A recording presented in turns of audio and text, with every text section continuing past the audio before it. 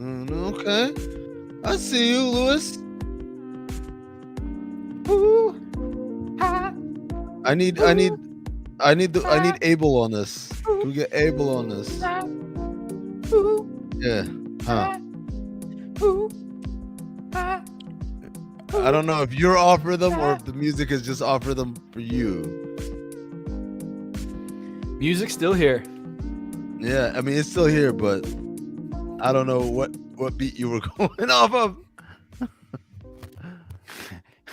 Maybe I'm on a delay here. I mean, perhaps. Hey, perhaps. Are we on? We are live. We're live, Amin. It's Thursday night. TNT game is over. The Lakers get beat bad by the 76ers. They don't have LeBron James. For a while, Carmelo Anthony got into it with some fans. They got ejected. Anthony Davis hurt his wrist or something, but he came back. No surprises there. We'll get to all that later. But really, first of all-star starters, I mean. Andrew Wiggins. Andrew Wiggins in is your an all-star starter. David I am going to do the reveal without the Ernst & Young briefcase. In For those who didn't watch the pregame, Andrew Wiggins is an all-star starter. Face LeBron James. I didn't know you were pausing for me to jump in there right as I was starting to type something. In your face, everyone who said he couldn't do it. Everyone who said he'd be Harrison Barnes at best. all your faces. Or is it Tom, if you play reasonably well on one of the most popular teams in the world, does that also get it done? Is this a BJ Armstrong situation? I was going to say, I mean, what does this remind you of? BJ in 1994? Uh-huh. Would you say it's not quite Allen Iverson in 2010? It's not Yao Ming in 2011. Because those guys were popular for their own sake, right? Yao Ming was popular because Yao Ming was popular, not because the Rockets were popular. Allen Iverson was popular because Allen Iverson's popular, not because the Nuggets or Sixers or whatever team was on at that time were popular, right? Or Detroit or whatever it was. This is truly, there are no such thing as Wiggins fans. No offense. Nobody out here talking about, ooh, my favorite player. Ooh, I've been following him since Kansas. He got voted on. He's playing well. He's played very well. He's played very consistent. I want to give him kudos. He's been much better than I thought they would ever get out of him.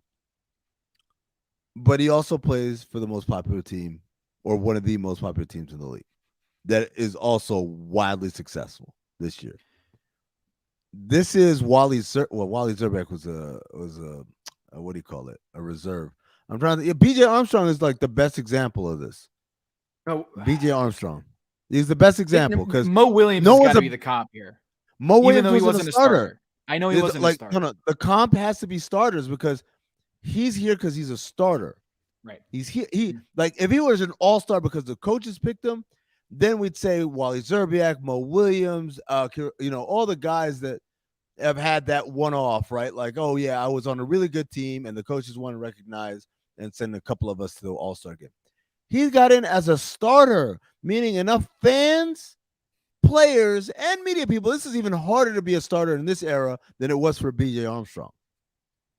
So for those who don't know at home, it's not just the fan vote. Fans vote is 50% of the criteria. The rubric is 50% fans, 25% of the players, and 25% of the media. So what this does is avoid the whole Zaza Pachulia thing that happened a few years ago where he narrowly missed becoming an all-star starter, riding on the coattails of Steph Curry and the Warriors, just like Andrew Wiggins is doing. But the fascinating thing to me here, Amin, is he beat out Draymond Green, his teammate. Yeah. I mean, you can't say that Andrew Wiggins is only riding the Warriors vote when he got a million more votes from the fans than Draymond Green himself, who, shout out to Draymond Green for being a full-time member of the Inside the NBA TNT staff. Congrats to Draymond Green. While he's playing, is a full-time member of the crew. So that's pretty cool. Yeah. But the fans came out 1 million more votes for Andrew Wiggins than Draymond Green. And really, that's the difference between Draymond being in and Andrew Wiggins. Draymond Green was third in the player vote. Wiggins was fifth. Wiggins was third in the fan vote. Draymond was sixth. And by the media, Andrew Wiggins only got 4 media votes compared to Draymond's 20 media votes. And the other thing is crazy. Rudy Gobert, got 65 media votes, and Andrew Wiggins got 4. And you know why Rudy Gobert isn't in the All-Star starter? Because nobody else gives a about him. Sorry. That's crazy. I mean, this is the funny part. This is where Monty Williams is like laughing. I can't believe some of these guys getting more votes than Devin Booker. You know, I'm like, buddy, it is literally a popularity contest, right? I remember, it reminds me of Kelly Loeffler. Remember when she was complaining about the election? She's like, it's a popularity contest. Like, no shit. Yeah, that's exactly what votes are. This is exactly what it is. Yeah, you're not popular. When you're not popular with the constituency, guess what? Yeah, you're out of here. And so Wiggins being popular enough with the fans, and then how did the player vote shake out again? Player vote for the Western Conference front court NBA. I have it all printed out here. See, you still use a printer. LeBron was number 1. Jokic was number 2. Draymond was number 3. Rudy Gobert was number 4 in the player ranks. Players. Wow. Andrew Wiggins was 5. So Draymond had 58 votes by the players, and 52 votes went to Rudy Gobert. 46 went to Andrew Wiggins. That's interesting to me. There you go. Yeah. There you go. That's where it is. They split the vote, you think? Yeah, he was close enough on the player side. He was overwhelming on the fan side, right? Fans, though, man. Listen to the fan vote for the top guys in the front court for the Western Conference. LeBron James, 9 million. Jokic, 5 million. Andrew Wiggins, 3.5 million. Draymond Green, 2.5 million. Paul George, 3 million. Rudy Gobert, 700,000. There you go, man. There you go. Karl Anthony Towns, 1.6 million. Anthony Davis, 2.7 million. Carmelo Anthony, 2 million. And right there, the big outlier is Rudy Gobert at 700,000 votes. That's wow. Look, by the way, as Wiggins walks into the arena right now, watching on TNT, he hugs up Ray Ritter. Shout out to Ray Ritter, the PR man for the Warriors. Over here, and then pop you over here, All-Star starter over here.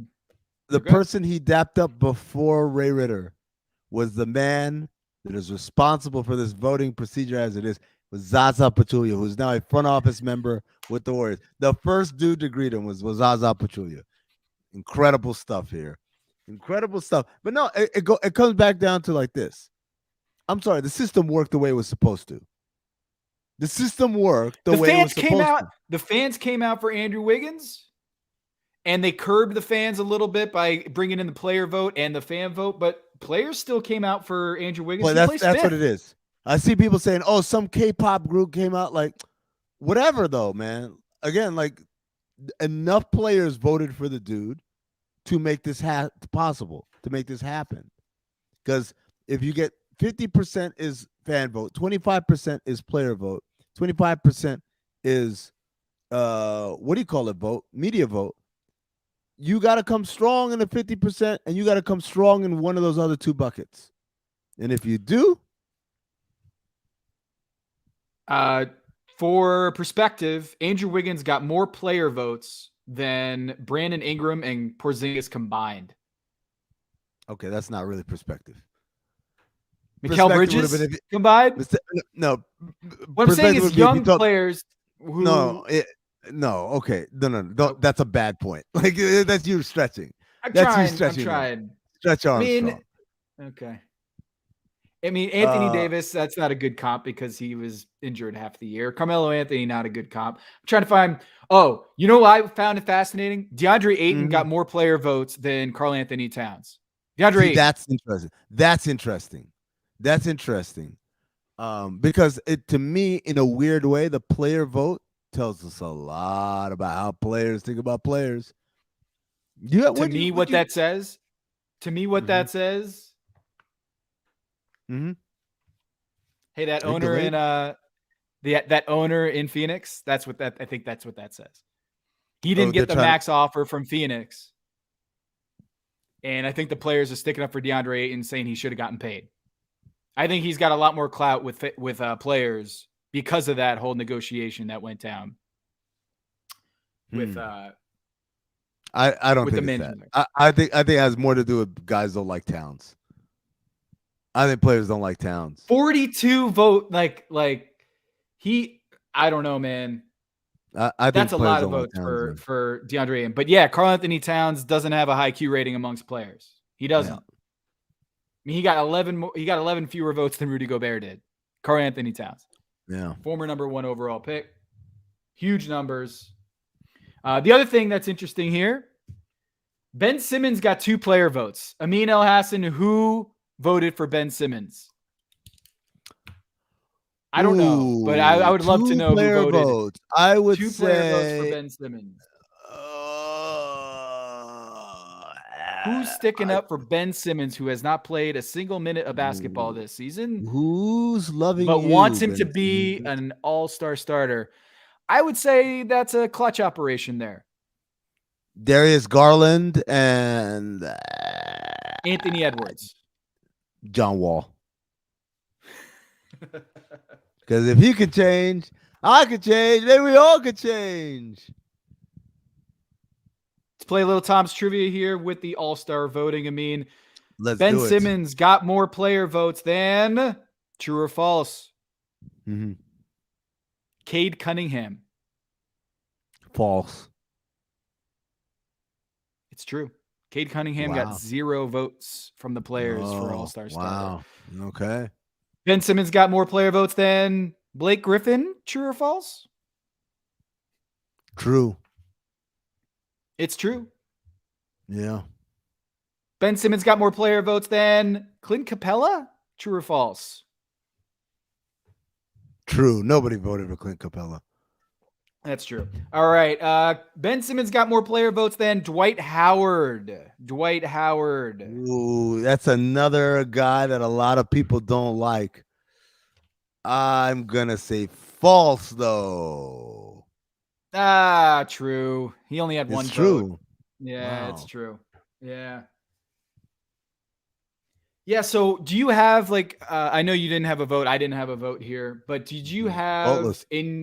have you put an all-star starter in your mind, a lineup that you would have put in?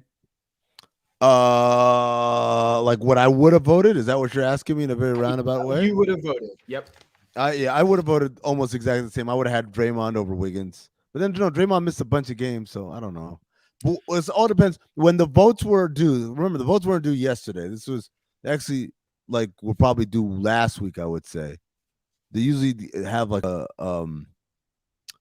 fairly big lead up there, but I'm guessing at the time when the votes were due, Draymond hadn't missed enough games, so I would have gone Draymond, and then the rest was the same.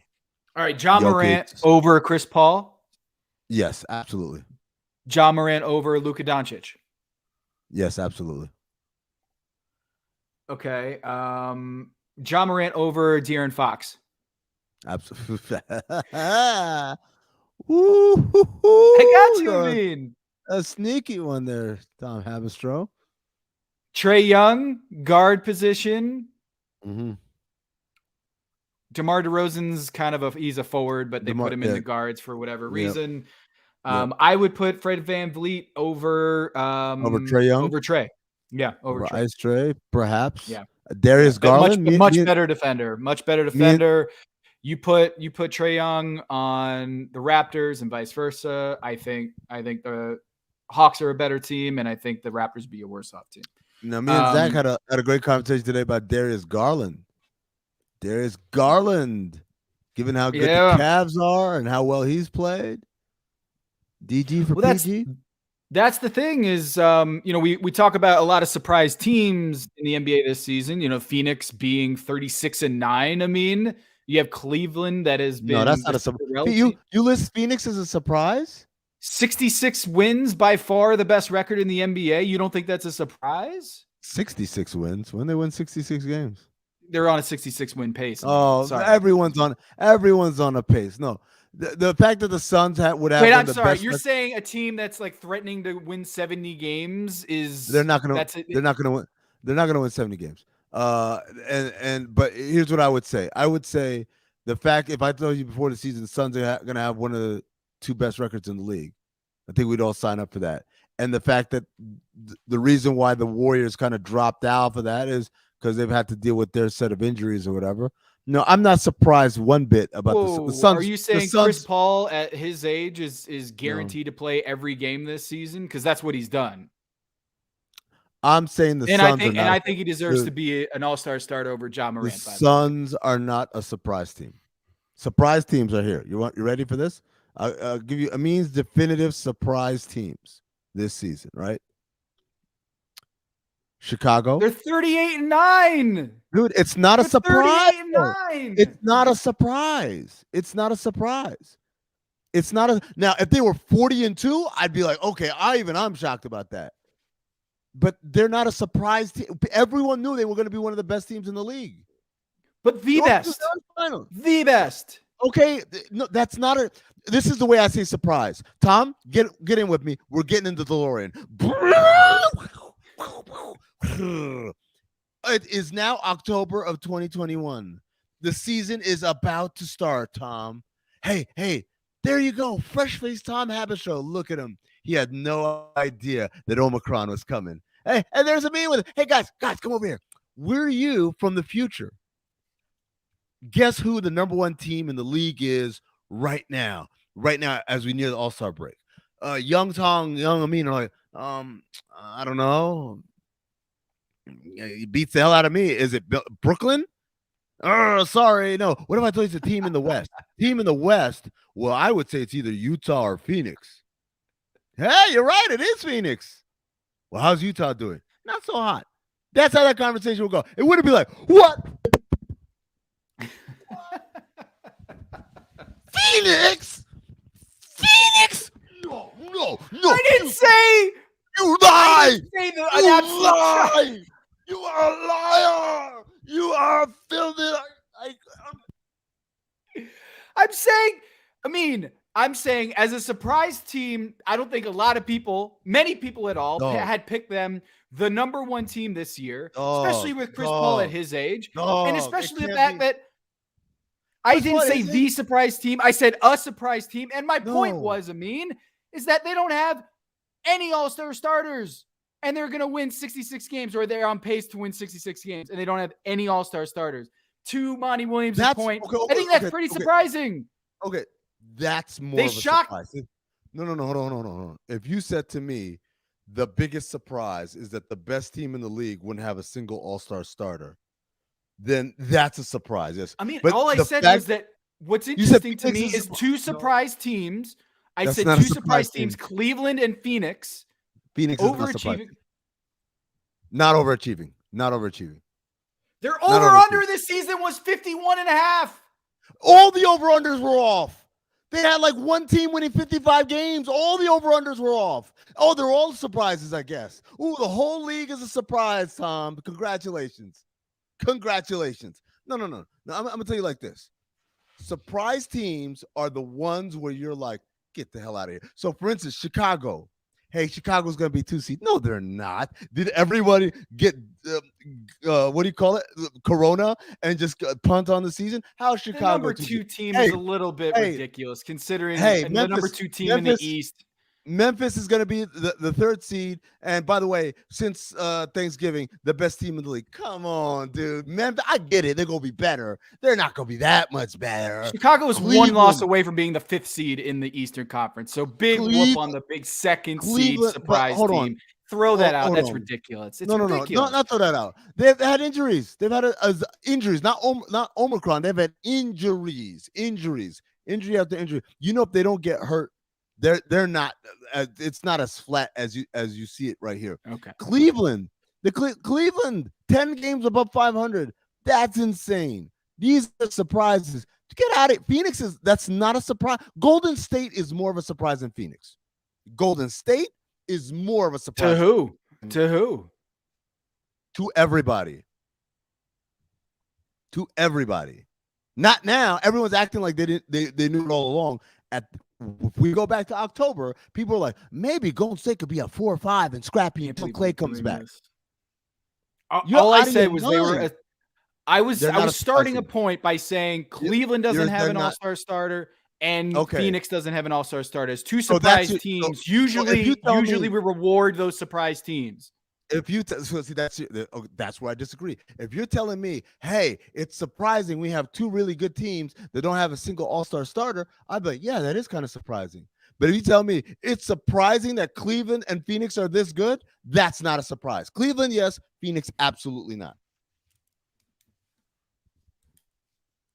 You're alone on this one. I'm looking through the chat. There's no tweet it out. There's not a single. Look through the chat. We all know that we have a bunch of Amin's stands in the chat. Wait, are you mad that this all-star conversation is coming down to a popularity contest?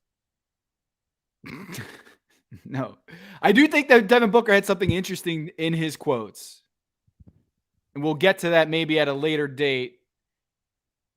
One of these days, but we'll return to Devin Booker's quote. But I mean, to switch gears a little bit on the All-Star voting again. 25 players voted for Kyrie Irving, as noted by our pal Mark Stein of the Substack Stein line. 25 votes from Kyrie Irving. Mm-hmm. Your thoughts? The anti-vax crew. Stay strong, brother. How many players do we have? Stay strong, brother. Yeah, let's see. We got Kyrie Irving. Kyrie Irving, 25 player votes. 8th among the backcourt guards. Behind Fred VanVleet. Behind LaMelo Ball. Behind Darius Garland at number 5. And then tied at number 3, we have James Harden, Trae Young. Number 2. I've got a very technical answer for you here. Sometimes the chat is good for this. From Dead Precedence 1, it's because, and I quote, Kyrie is that dude. Caps, which is right there with Baker's got the goods, dude. Kyrie is that dude. Word, Dead Presidents. Oh, here I was. I'm trying to figure out, like, what is the mathematics, huh? Open up my third eye. How could Kyrie be so popular among players? It's because he's that dude. Hey, it's science. Man. Dead Presidents, man. Yo, you need your own show, bro. You need your own show for the gods and the earth. 5%ers out here. Let them know. That dude. Are you surprised that Giannis Antetokounmpo didn't get more fan vote? I mean, he had 6.5 million fan votes, but Kevin Durant had more in an somewhat injury-plagued season. LeBron James at 9 million. He wins the championship. Has a shoe come out. Doesn't matter. Giannis, he's popular. He's popular. Fans are not. He's not at the Steph Curry, LeBron level yet. 6.5 million is very popular. 6.5 million is very popular. Let's not make it. Let's not put him in Rudy Gobert territory. 6.5 million is very popular. But is he been this popular 18 years in a row level like LeBron? Is he unanimous MVP and made a legion of little guards, little people all over the world think that, like, oh, if I just shoot really hard in my backyard, I can be an NBA player too. Never mind, I'm not 6'3" and the son of 2 pro athletes or whatever, right? He's not. Is he a freak of nature that everyone thinks is going to be the greatest scorer to ever play the game? He's not those guys yet. In a couple of years, I mean, he's coming up. He's trying to occupy that spot. He's not there yet in terms of being omnipresent in fans' eye, right? Think about his commercials. Like, what's he got? A T-Mobile commercial? Boban's got more commercials than Giannis does. Oh God, the Boban commercial is awful. I'm sorry. I'm sorry. Awful.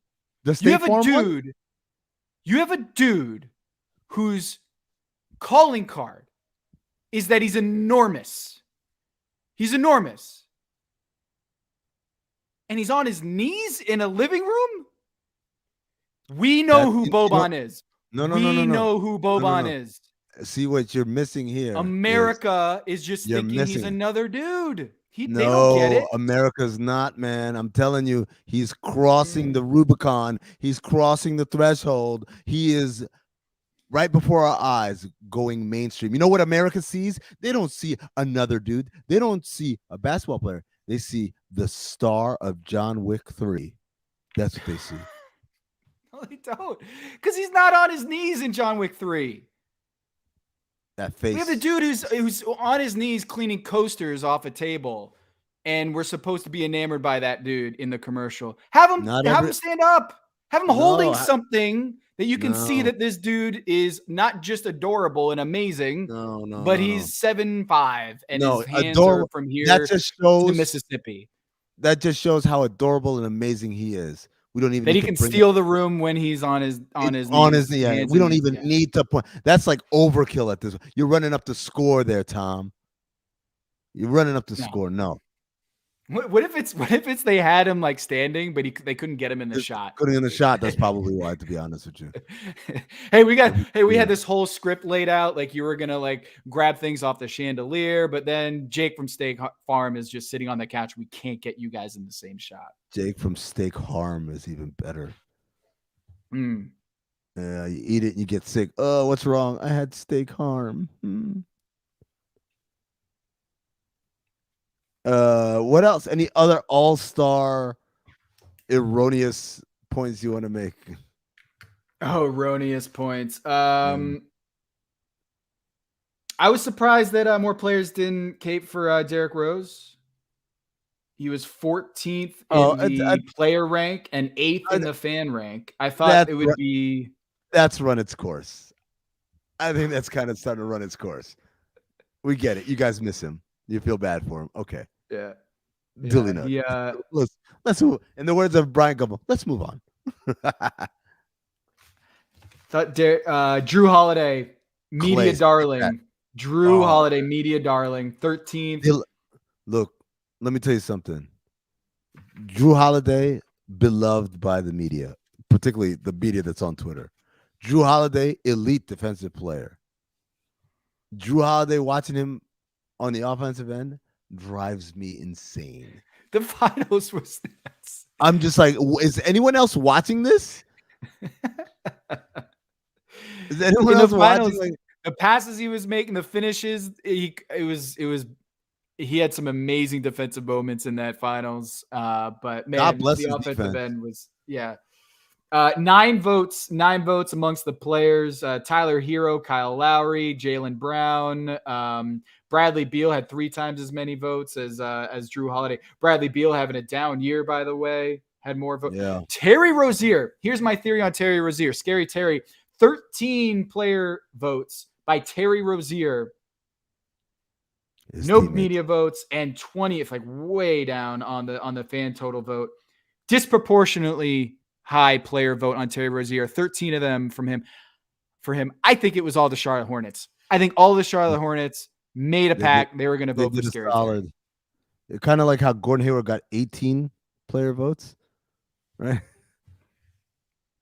Like we definitely got some Hornets solidarity going on these voting. Yeah, but it's a little bit cannibalizing the LaMelo Ball vote, the Scary Terry thing. Yeah, I don't know. Maybe they're hazing LaMelo Ball as a sophomore still. I don't know. But more or less, I feel fine with the starters. The Andrew Wiggins thing is weird. He's averaging 18 points. He's solid. But Draymond should be the starter over him. It is kind of weird that Andrew Wiggins is. It's got to be BJ Armstrong. It's got to be. He's the BJ Armstrong is the only example I can think of. And if anyone has any others in the chat you want to throw in there, I'll welcome the suggestions. But like in terms of you are a starter, not because people love you, but because people love the team you play for. That's why. Like, yeah. Andrew Wiggins, by the way, pulled these numbers just to reinforce the whole. You're lucky to play with Stephen Curry. his shooting percentages when he's playing with Steph. He's shooting. Oh man, he's shooting Brusco. Hold on. 50. Brusco says, Yeah. show the damn art. You don't think anything looks a little different? I like how you're not picking up on any cues. Like he's holding his microphone as opposed to it hanging like this. There's a black curtain. There's a flag. You can see wall over here. Like none of this is like sending kind of blips on Brusco's radar of, maybe he's not in the same location. Maybe he's coming to us from a different location. No, that it didn't come by at all. See, people are putting McGlure in the chat. I don't. No. McGlure was a reserve. Starters. He fits in the same category as Mo Williams. Starters. Starters. Let me say one more because someone said John Stark. Starters.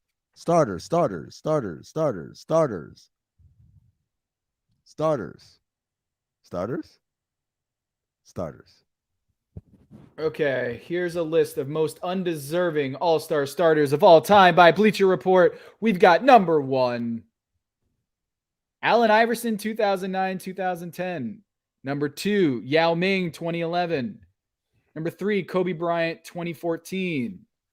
Wait, hold on. They have Yao Ming 2011 more undeserving than rookie Yao Ming? Rookie Yao Ming was an all-star starter. What are you talking about? Yao Ming played 5 games in 2011. Dude, he's still more deserving than rookie Yao Ming. He didn't play the year before. Rookie Yao Ming was like, he was just a dude. But go ahead, starters. Yao Ming didn't even play the season before that, and he was still voted All-Star starter. It doesn't matter because in the same way that guys do that all the time. They get voted. Magic Johnson was an All-Star without even playing in the league. No one thought he was going to play basketball again. He was retired and he was voted a starter. Come on, man. All right, here's one. AC Green, 1990. There you go. Age That's 26, 13 points a game, 9 rebounds, 1 assist, 0.8 blocks. That's the example. It's AC perfect. Green clearly wasn't an all-star, but he made it because he was a Laker, right? Yeah. Because he's like that's the only reason. Coming off the bench in that game was Chris Mullin, Tom Chambers, and David Robinson. Yeah, Jesus. All right. So let me get 2 Hall of Famers and a guy who's as close as you could get to being a Hall of Famer without being one. Steph Curry. Here's a good one. Do you know who BJ Armstrong beat out in the vote that season? Number 1 was Charles Barkley, Sir Charles. Chuck was number 1. Shaq was number 2. BJ Armstrong was number 3. Coming in number 4, Scottie Pippen. So he beat out Scottie. So basically, in a weird way, that is what happened this year, right? Draymond was the Scottie Pippen. Yep. Julius Erving, Dr. J, in 1987, Dr. J is 36 years old. Legacy entry. If you are a legacy, and that's why I differentiate between Yao Ming 2011 and Yao Ming rookie year. So Yao Ming 2011 is legacy. There are people who are voting. I don't care if he played 10 seconds. He's getting my vote. Fan vote. Remember, this is pure fan vote at the time. Yao Ming is like, who the hell is Yao Ming? As a rookie. Here's another good one. Steve Francis, 2004, with the Houston Rockets, age 26. Is that a Yao Ming? Yes, that is absolutely rocket inflation. Spillover effect. But Steve Francis also was very popular. So I mean, he was popular in his own right, but definitely he rode that Yao Ming train to the promised land. Nick Van Exel wasn't a starter, Mikey Mike. Come on, guys. I said starter like 800 times so that we wouldn't get dumb suggestions. By the way, Joe D, I think you wanted to know about Sweet Lance. Something, J Doe wanted to know about Sweet Lance with the parody song. It's not a parody. It's coming out straight from this brain of mine. From the Hort. It's from the Hort. Sweet lads. Sweet lads. Oh, we're getting an sweet acapella one? lads. We're getting acapella this time? Hey, so what do we want to say about tonight's Lakers game? I mean, LeBron James out with a knee injury. Woke up this morning and said, you know what? I'm good on tonight. Woke up Thursday this night TNT. morning. I'm probably not going to play. My knee hurts. Say, go get Embiid. My knee is hurting me. I don't know what you're singing. I was LeBron singing James to the Sopranos. That's what I was going. Oh man, my back is killing me. Yeah, no, you know it's funny. For the first half, they kind of like were scrappy and they were trying to defend, and they were kind of like closing in on Embiid, trying to double down and dig. And I was like, you know what, maybe. And then the second half happened. Never mind. They're so disorganized, man. There was a play where, the ball's at the top. It's moving towards left wing. I want to say Malik Monk is guarding Tobias Harris in the corner. He sags over towards the paint. He's on the weak side. And I can't call it hammer. You can't call it hammer because a Sixer just lazily got in the way. And Malik Monk was like, oops, guess I'm not getting out Tobias Harris. And that was it. It was a wide open three. It was like target practice out there. The more than them not having athletic defensive players, they just don't have guys that think about defense a whole lot. That's what they don't. And you know what it reminds me of when I look at them? It reminds me of what do you call it? I'm drawing a blank because I'm looking at Karl Anthony Towns. Have his way inside. No, it doesn't remind. It emphasizes that Stanley Johnson, like that's how bad they are defensively. Stanley Johnson comes in and looks like Ron Artest. I mean, that's what it looks like when you have someone who's actually trying and burning calories and has an idea of what he's doing out there defensively. It is so stark that, like, compared with everybody else, it's like, oh, I get it now. And so, yeah, man, these guys are far gone. Yeah, the Lakers tried to double Joel Embiid every single time he got the ball in the post. I mean, he's been absolutely balling out the last couple of weeks, dropping, 30, 40, 50 points in like 20 minutes every time out. And Embiid was smart. He was passing out of those. He ended up with 7 assists. He had a couple bad turnovers here, just overthrowing those passes. But more often than not, this season, I've been impressed with Embiid's ability to pass out of the post on those double teams. Because early in his career, that was the book on Embiid, was double him and he's going to get flummoxed. Great word, flummoxed. He's going to get flummoxed in the post and he's going to throw the ball away or just try to force something up. And tonight he got to the free throw line a whole bunch and just overpowered. It was a great, great performance from Embiid. Even though he didn't score a whole ton, I thought he played smart. Anthony Davis on the other end, like he had that huge monster dunk in the lane and then fell on his hand. And I was just like, man, this dude, Amin, went to the locker room again. If there was a stat of going to the locker room with what looks like a significant injury and coming back out on the floor and playing in the same game, Anthony Davis would lap the rest of the NBA. Tom, he does this, I swear to God, every third game that he plays. Let me just stop you there, Tom. As much as I want to talk about the fragility of Anthony Davis, I have more pressing news that's come across my desk here from the one and only, the great Chris Haynes. We have an answer to why those Sixer fans got ejected, what they had been yelling at Carmelo Anthony. This is why Chris Haynes is the best in the biz. The best. He gives us the goods. Gives us the goods. And he doesn't have to have a blood feud to get it done. According to Yahoo Sports, Chris Haynes, one of the fans kept calling Carmelo Anthony, boy, and yelled both, get in the corner, boy, and keep shooting, boy. League sources tell Yahoo Sports. This is what Frank Vogel told Bill Oram of The Athletic. Unacceptable language and unacceptable behavior by fans is the simplest way to put it.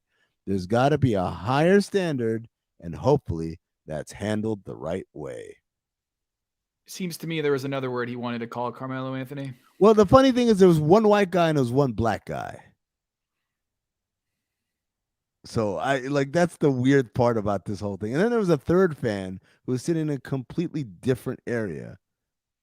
And he got a Yeah, didn't really understand the at the dude with the end. gray hair. The guy with the gray hair and kind of like a half zip pullover or whatever. He was going crazy. He got kicked out too. So, again, man, I get it. People want to feel like they're in it or part of it, especially when you're that close to the court, when you know they can hear you. But man, you got to find a way to get under their skin without like crossing the line, man. You know what you're doing there, buddy. When you're calling Carmelo Anthony, go get in the corner, boy. You know what you're doing there. Yeah, by the way, shout out to Sheriff Jay who says they just gotta let him shoot the fair one like a jump ball. Adam Jameson, we've reached equality. That's true. It's like it's a black guy and a white guy. So what do you do? You think he brought his buddy just so that he'd be like, you know what? I'll get tossed in the first quarter if I do this. But hey, can you come on over here and just so I can watch the most of the game? Yeah, which one was the buddy? Hiccups now. Tom, indignation is like a hallmark of NBA greatness, right? Like in order to be what are truly the greats, you have to be indignant about things that most normal people are like, what? So for instance, Michael Jordan getting mad about LeBradford Smith having a great game. And so like going at him and making up a whole story, right? And I believe we have the latest great player to join the great player pantheon of making up stories. His name is Ja Morant. Ja Morant. Did you know this? Have you seen this story, Tom? No. About Ja Morant and last night's game against San Antonio? I did not see this. Fill me in. Was it like Jakob Poeltl? He was like really upset about what Jakob did to him. So obviously, Ja Morant had a great game last night. Scored 41 points in a victory over the San Antonio Spurs, and that game was originally supposed to be on ESPN, but at the last moment, ESPN scratched it and decided to air Heat versus Knicks instead. When Ja Morant heard of that, he did not like it. He said, quote, shout out to ESPN, man. That was his tweet. And then what he said on air was, shout out to whoever took us off TV. That was for you. And so I was like, I was on the radio. I was on the radio with Zach Harper today. We played the sound on the radio of him like, yeah, whoever's idea was take us off national TV. Yo, shout out, that game was for you. And I said to Zach, do you want to tell him or should I? And Zach said to me, you tell him. And I said, psst, hey, Ja, they didn't take you off of national TV.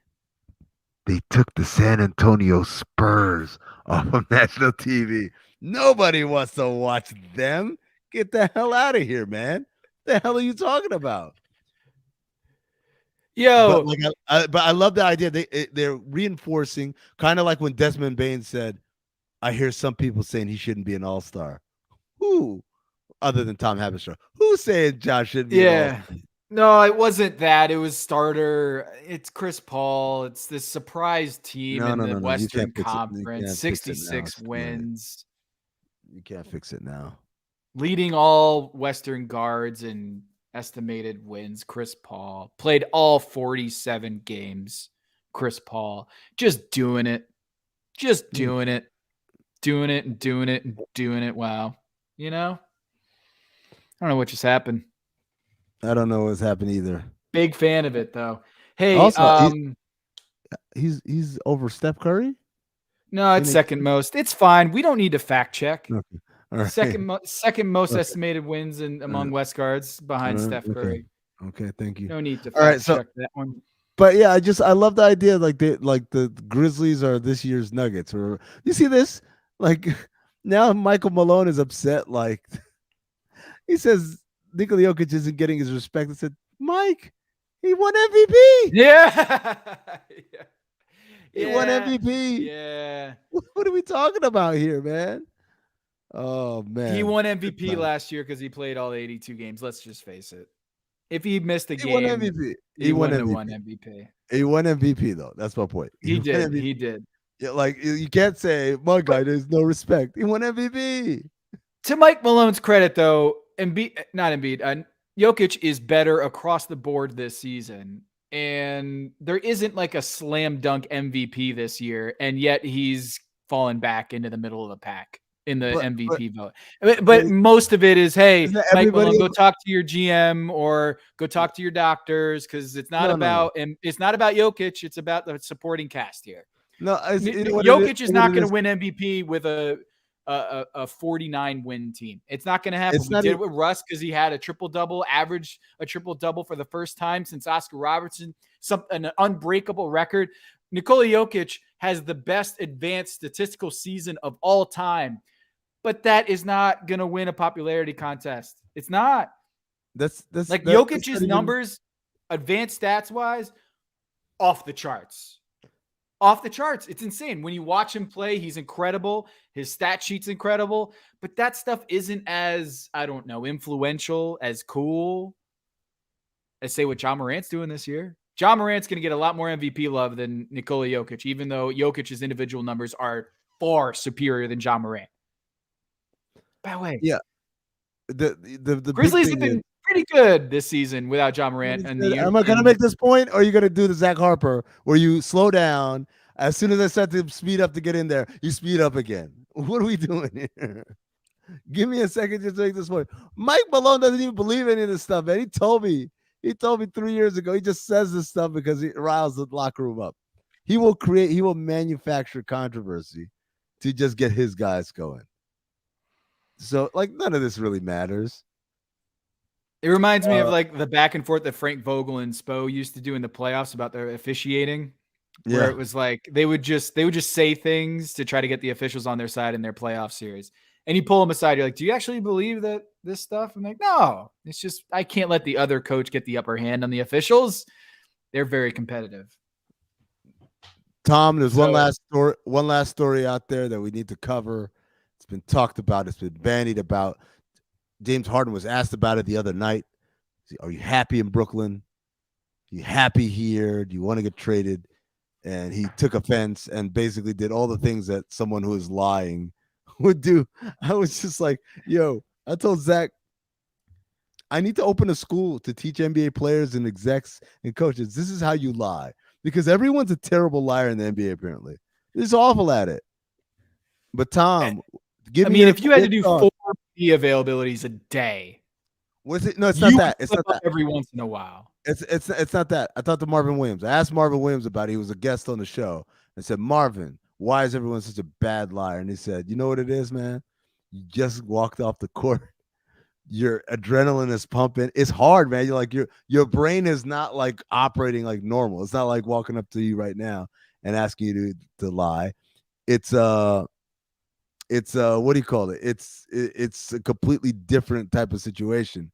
And so yeah, like I get it now. You know, Blake Griffin used to have this stand-up act where he said, you guys think that athletes are dumb because you judge us off of our post-game availability. But it's like, how about this? You go exercise for 2.5 hours, and then let me ask you some questions. Yeah. Now, again, here's another one. Another one of these keen eye listeners or viewers in the chat. 90 MFC. Amin with the SM58 mic. LOL, we need to get this man a condenser mic. LOL, does it look like I'm in my usual area? Oh, no, we're not doing this again. I'm just saying, like, you guys can't be. You had a good point about James Harden, and now you're looking at the private chat or the comment section. It's crazy to me that someone could, it's like, if I were watching this Warriors game and they were playing like in Canada, and it said Vancouver on the floor, and you're like, oh my God, Chase Center, what a dump. Why does it look like that? Like, that's not just Chase Center, bro. If you just pay attention for just a second. But yeah, going back to the point I was making about James Yeah, let's Harden go back to that point instead of and going being after. no, I like going after people. This is the only time because I don't engage with people anywhere else. This is the same thing as responding to trolls on Twitter. No, Is it's that not. they want the attention? No, They no, know no. that if they say something, No, hey, Amin, you didn't bother to shave today, no, you're gonna fucking no, go no. nuts. You're gonna go No, it's nuts. different. First of all, theater of the mind, Tom. I'm not actually going nuts. That's one, right? Number two, people on You're not Twitter. supposed to admit that. Oh well, no, they know. Keep it These people going. know. If it's a No, bit, they keep it know. going. But it's never been a bit. Like it's just me. I like being mean. This is my opportunity to be mean with because usually I'm mean and people are like, why are you so mean? But when I do it in a case like this, people are like, yeah, you know what? He deserved it, that guy. So it allows me to be mean with kind of like a get out of jail free pass. But Tom, James Harden liar. no, I don't even want to ask about that. I want to ask you, James Well, you Harden didn't for finish Ben your point Simmons. about James Harden. No, he's just a bad liar. He's just an awful Yeah, but liar. what was it that he lied about that He was excited? He was like, asked him about like, hey, the reports that came out. So, did I say it? He's like, the reporter says, well, no, that's why I'm asking you about it. And then he kind of deflects and deflects and deflects. And the guy asks him, wait, so are you happy in Brooklyn? Like, are you unhappy in Brooklyn? Or are you happy in Brooklyn? And he says, yeah. And he says, yeah, so sharply and so quickly that it was so clear that he is 1,000% not telling the truth. 1,000% not telling the truth. And then he went into how they've had so many injuries and COVID issues. How he was like, frustrated are you about the rotations? We're all frustrated. And I said, we're all frustrated. I mean, we've got That's a ton of injuries and I got to score the ball every night. And I don't have Kyrie one night. I don't have KD here. No, I'm not frustrated at all. What are you talking about? I love it here. No. He definitely got back on the horse on that one when he said, we're all frustrated. I said, they attaboy. That's what you do. That's how you lie, ladies and gentlemen. You have to disguise it in some truth. So someone says, are you frustrated about the rotations? You don't say, hell yeah, I'm frustrated. This is bullshit. I can't believe they're doing it like this. No, you say, we're all frustrated. And now because it's a we thing instead of a me thing. It's amazing. Would you also say, hey, look, I'm frustrated, but wouldn't you be frustrated if you weren't able to come into work every day with the people that you depend on? Yeah. No. Now you're thinking, flip it back no. at the No. But all you're doing there is confirming to them, yes, me, not everyone here, me, I'm frustrated. If you say we're all frustrated, it's like, oh, it's just kind of like, yeah, of course. But if you say, how would you feel if this happened to you? It's all about you and me, and now I'm confirming this is how I feel. So you can't do it like that. The other thing you got to throw your teammates under the bus, is what you're saying. I mean, because that's not going to play well in the locker room. The whole organization, not his teammates. And no, it will play well because no one in the locker room is like, who told you I was frustrated? I ain't frustrated. I'm having time of my life. No one's going to say that because they are frustrated because they're not winning the way they thought they would be because guys are hurt because of COVID, because vaccination statuses, et cetera, et cetera. But here's the problem with James Harden. When he said, well, are you happy? He's like, yeah. You did the same shit last year, buddy, in Houston. When everyone asked you, I was like, yeah, no, I like it here. It went high pitch with the voice. Yeah. I'm gonna take another swig of this helium balloon. Yeah. He does the what's his name? The Stewie Griffin when he asked Brian about how's that novel going, the one that you've been writing for a while, got a nice plot going. Got a protagonist and antagonist. Getting middle and end. No, you need a break though. Okay, so let me ask you the question I wanted to ask from the beginning. This long preamble that's taking us all around. Harden for Simmons.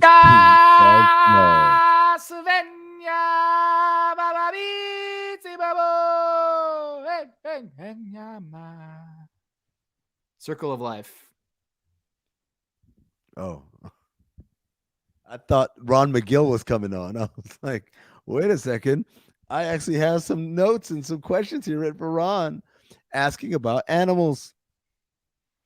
And they're ejaculate. Simmons for Harden. Easy, Adnan Burke. Uh, Simmons for Harden. Who says no? They both say yes. They both say Really? yes. Yeah, they Okay, both so say do yes. you think this is something that? So this is what I theorized, Tom, and I want to put this out there in the chat so when it happens, everyone can say where you heard it first. You heard it here first, unless you heard me say it on the Haber Show, or you heard me say it on Sirius XM NBA Radio. I've said it. This is my third time saying it this week, but this is the first time for the Levitar listeners.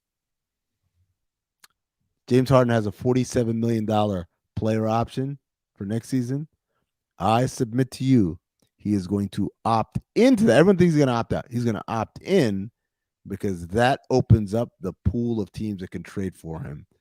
Because if he opts out and he tries to do a sign and trade, that precludes any team that is a luxury taxpayer from acquiring him. So he opts in. He does the Chris Paul, what Chris Paul did to get from the Clippers to the Rockets. He opted into his deal, got traded to the Rockets, and then signed a new deal after that. Bang. I think they both do it. It's a win-win for both teams. James Harden gets to go play with Daryl Morey and Mike D'Antoni. I predicted that as well. I mean, you don't That think was your so? You think prediction. Mike D'Antoni's done? He's I think 70. Daryl Morey. That's fine. How old is Greg Popovich? He's about to retire. Yeah, but if Greg Popovich had the opportunity to coach Joel Embiid and James Harden, No, he ain't retiring. no, He he'd ain't throwing that retire. pink slip. He's Dude, not hanging up he's those shoes. in that wins record, and he's Those dipping, man. Monarchs. Greg Popovich is not hanging up the Monarchs if he had Embiid and Harden on his team. No, he'd hang him up.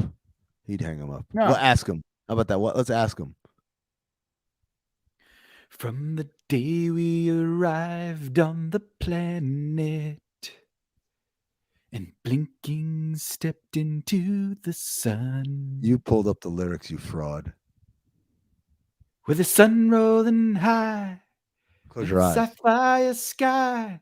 Close your eyes if you've been heard. Small, in the endless round. It's the circle life. And then the elephants are going and they're all bowing. And it moves us so through space and hope. Yeah. Through faith and love. Till we, I think I skipped a couple verses. Till we find our place. To the path unwinding. This is the Elton John version. In the circle. There it is. The circle of life. Tom, do you have a favorite country music song? We did the motion picture Rhinestone for Cinephobe this week. Cinephobe, because everyone in the chat wants to know what's Cinephobe. Cinephobe is the podcast where Zach and I review movies that are poorly rated on Rotten Tomatoes and try to ascertain whether they're accurately poorly rated or maybe getting a fair shake. Cinephobe, produced by Anthony Bays, wherever you get podcasts. Now, Zach, we did Rhinestone for Stallone month, or Stallone year, because Zach won't phobe one.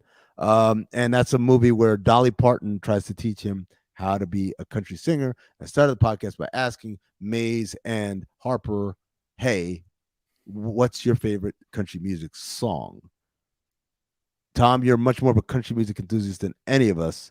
What is your favorite country music song? Well, I love her, but I love to fish.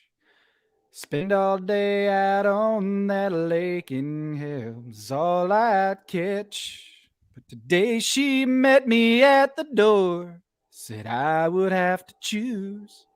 If I hit that fishing hole today, she'd be packing all her things and she would be gone by noon. Well, I'm gonna miss her. Keeps going. I get home. When I hit that fishing hole today. Wait, I skipped something in there. Hold What's on. the name of the When song? I Because get none home. of us know what you're singing. That's the problem. Brad Paisley, I'm gonna miss her. It's the first Yeah. country song I ever fell in love with. I was like 17 years old. I was in Winston-Salem, North Carolina, and I heard this song, and I thought it was the funniest thing ever. It's a love song about his wife, his girl, saying, "Hey man, you can't be out fishing all the day. You got to choose the fish or me." She's all confident. I mean, he ain't gonna say the fish, but he says, you know what? Because he's got Brad Paisley's got that country charm. He's got that West Virginia, that Mike D'Antoni charm, and he says, you know what?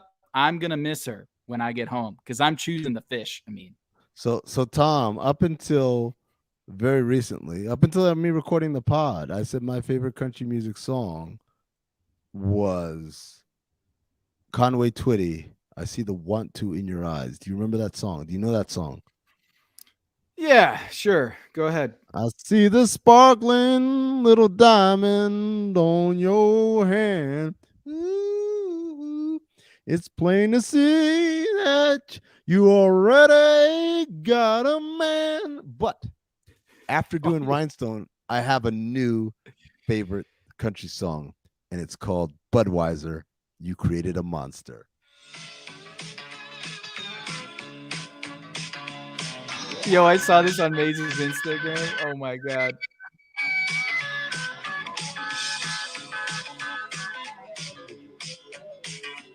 Budweiser, you created a monster, and they call him Frankenstein.